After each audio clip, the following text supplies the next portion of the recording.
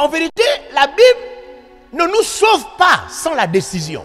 Quand la Bible vient vers nous, elle vient pour que nous puissions décider. Est-ce que vous comprenez? Notre décision peut attraper deux choses. Ou la parole de Dieu, ou la parole du mal. Nous, on nous prêche l'évangile. Pourquoi on envoie l'église prêcher l'évangile? Mais pour que le monde décide. Donc la décision est déjà là. Elle attend quoi? La parole. Vous suivez?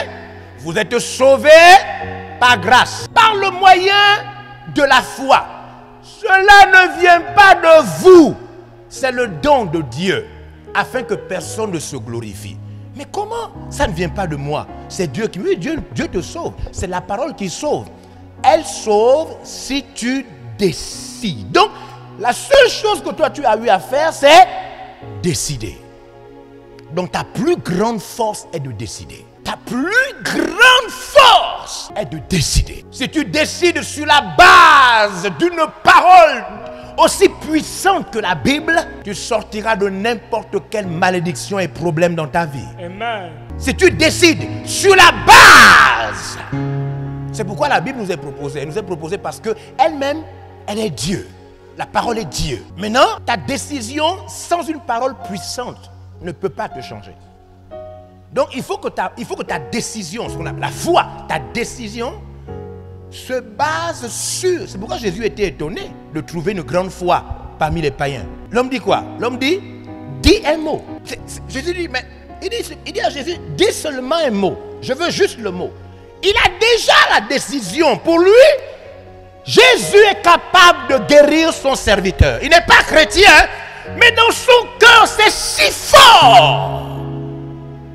Il a juste besoin maintenant d'une parole.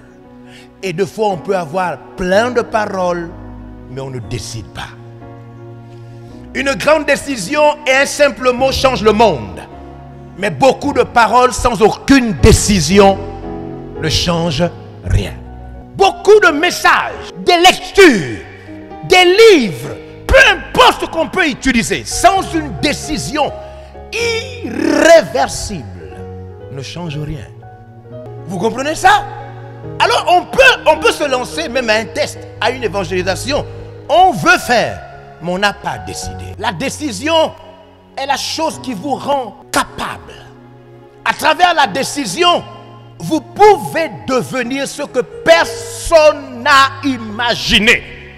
Et Dieu le sait. Et Dieu sait qu'il vous a donné le droit de décider. Il sait. C'est la raison pour laquelle personne ne peut être sauvé devant Dieu en lui disant « Seigneur, je ne savais pas ». Parce que Dieu t'a donné le droit de décider. 1. Païen, je décide d'être chrétien. Dieu efface tes péchés et il fait de toi son enfant. Tu peux décider de t'arrêter chrétien. Dieu ne te forcera jamais. Tu peux quitter un chrétien qui décide de voir les promesses de Dieu. Une décision, une décision. Qui décide de voir les promesses de Dieu s'accomplir dans sa vie en termes de miracles, de prospérité. Tu peux décider. Dieu t'exauce selon ta foi. Il a décidé. Est-ce que vous comprenez ça? Tout dépend de jusqu'où tu décides. Moins tu décides, Dieu te respecte. Attendez, suivez-moi. Les gens n'ont pas décidé de continuer leurs études. D'autres n'ont pas décidé d'arrêter. D'autres n'ont pas décidé de s'arrêter en cours. Hein? Même certains d'entre vous là ont déjà décidé que vous arrêtez à la licence. Après vous cherchez du travail. D'autres ont décidé que non, moi c'est après le bac, je fais une autre formation. Vous comprenez comment ça se passe? Toute la vie, même que vous entendez professionnels, ils ont décidé. Les décisions, ce sont elles qui créent même les statuts. Ce sont les décisions. Il y a aussi ceux qui avaient un grand rêve. Mais les circonstances, est-ce que vous comprenez, ont amené la personne à quoi? Abandonner le rêve et décider de faire un centre. Je ne sais pas si vous comprenez là. Tout ce que vous êtes là, c'est une décision. Tout ce que vous êtes là, c'est une décision. C'est rien d'autre. Toute la puissance est attrapée par la décision. Cet extrait a été réalisé grâce au concours des partenaires VLR Impact TV. Merci, chers partenaires.